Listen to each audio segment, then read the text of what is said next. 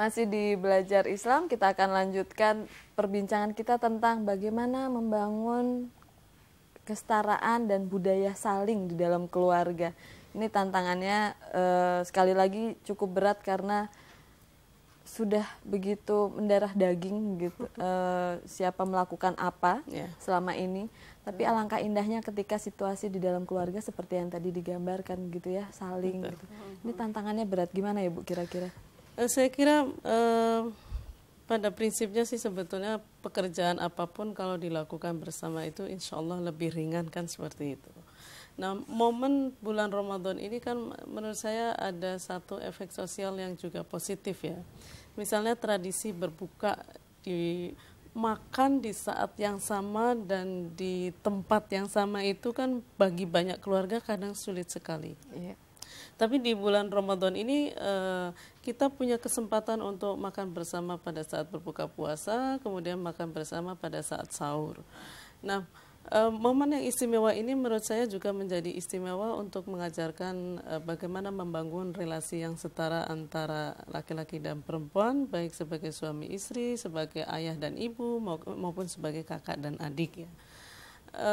Peran-peran itu bisa dilakukan misalnya dengan cara setelah misalnya mulai dari sahur ya, bagaimana kita bisa menyiapkan bersama keperluan sahur itu, kemudian mungkin juga setelah itu makan sahur bersama, lalu sholat subuh bersama ke masjid, itu kan mungkin kadang-kadang tidak sempat dilakukan pada saat di luar bulan Ramadan. Begitu juga pada saat berbuka puasa mungkin menyiapkan bersama itu. Jadi jangan maksud saya adalah gini, kalau anak itu setiap hari di bulan Ramadan hanya melihat ibunya menyiapkan makanan, sementara ibunya itu juga bekerja misalnya ya, sama dengan ayahnya, anak akan berpikir bahwa menyiapkan makanan memang tugas ibu, itu sadar atau tidak. Tapi anak akan berbeda menangkap kalau walaupun tidak diucapkan ini, ayah dan ibu itu biasa saling menyediakan, saling melayani, saling mengerjakan bersama. Sehingga itu menurut saya penting sekali untuk memanfaatkan, termasuk dalam ibadah ya. Iya, saya jadi ingat sesuatu yang anak kan meniru. Anak secara tidak sadar kalau ngelihat begitu, itu nanti kemungkinannya akan berulang juga ya, Bu? Dan bahkan dia akan mengadopsi tidak hanya di dalam keluarga dia, tapi di ruang publik. Kalau anak selalu menyaksikan satu kondisi di mana ayah ibunya itu saling membantu, sama-sama bekerja, sama-sama memandikan dia dan lain sebagainya, sering dilakukan bersama dan sering bergantian, dia juga di luar akan memandang biasa saja bahwa laki-laki itu kerjasama dengan perempuan.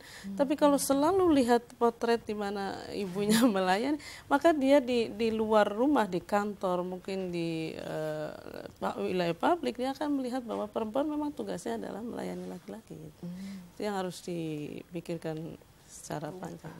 Gimana, Iya, Dokter Ati? Saya sepakat sekali karena semua yang kita lakukan ya, seluruh aktivitas sebetulnya pemikiran kita, pemahaman kita itu memang bersumbernya itu ya dari rumah itu sebetulnya. Bagaimana pola asuh yang kalau kita mungkin bagaimana kita keluarga dulu itu menanamkan itu, bahkan penanaman itu tidak kadang-kadang tidak cukup hanya sekedar diberikan pemahaman-pemahaman, tetapi apa yang dia lihat sehari-hari ke aktivitas dalam rumah itu, bagaimana relasi antara orang tua dengan anak, antara suami dengan istri itu secara tidak mereka sadari itu akan terinternalisasi dalam kepribadian anak tersebut gitu. Sehingga sekarang tadi kalau disampaikan Bu Nur gitu, kalau kemudian tiba-tiba mereka melihat, loh masa sih kok ininya memasak itu menjadi sesuatu yang aneh gitu, karena memang yang dari kecil yang mereka lihat itu seperti itu gitu. Jadi seakan-akan tuh dalam benak mereka tidak pantas atau mungkin tidak seharusnya gitu kalau kemudian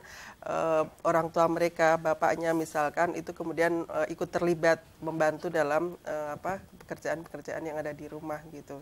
Dan itu memang disadari atau tidak itu sudah terbangun dari sejak kecil. Maka dalam hal ini orang tua menjadi sangat berperan sekali. Mulai gitu, dari makanan, mainan misalnya ya.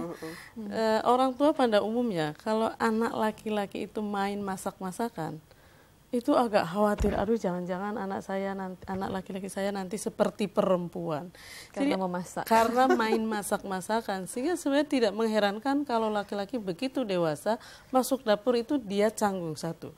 Nah, mereka yang berhasil mengatasi kecanggungannya, orang lain tidak terima. Kadang-kadang kan begitu. Iya, Padahal sebetulnya tidak masalah, laki-laki itu memasak tidak akan hilang kelaki-lakiannya, kan seperti itu. Sehingga kadang-kadang apa yang tidak enak itu bukan berarti karena tidak diperkenankan oleh agama, seringkali justru budaya yang melarangnya. Sehingga kita mungkin bisa introspeksi ya, apakah budaya yang melarang itu sebetulnya juga dilarang oleh agama. Karena banyak, misalnya tadi kita lihat dari Dr. Ati mengatakan Rasulullah itu biasa kerjasama di dalam keluarga dengan istri-istrinya. Mengapa ini tidak tenar di kita? Mengapa hadis itu menjadi tidak populer? Karena budaya kita mungkin tidak mau mempopulerkan. Iya, karena apa? Kalau kita lihat sebetulnya justru di ruang publik yang banyak memasak itu laki-laki ya Bu ya? Ya, kalau secara profesional. Abang mie ayam, tukang bakso, chef betul. di hotel. Chef di hotel pada umumnya laki-laki. Jadi kalau laki-laki masak itu dihargai secara profesional. Tapi kalau perempuan masak biasa. Walaupun itu masaknya bertahun. Ibadah. Ibadah, dua-duanya ibadah kalau baik. Oh, baik. Ini sebetulnya menarik membahas publik dan domestik dalam Berbagi peran, ya. dalam berbagi peran. Ya, ini. tapi bahwa Ramadan itu menurut saya penting untuk tidak merefleksikan tidak terjebak pada perayaan fisik ya. Baik. Ya, nanti kita akan bahas lebih lanjut. Pemirsa tetap di Belajar Islam. Kami akan segera kembali setelah pesan berikut ini.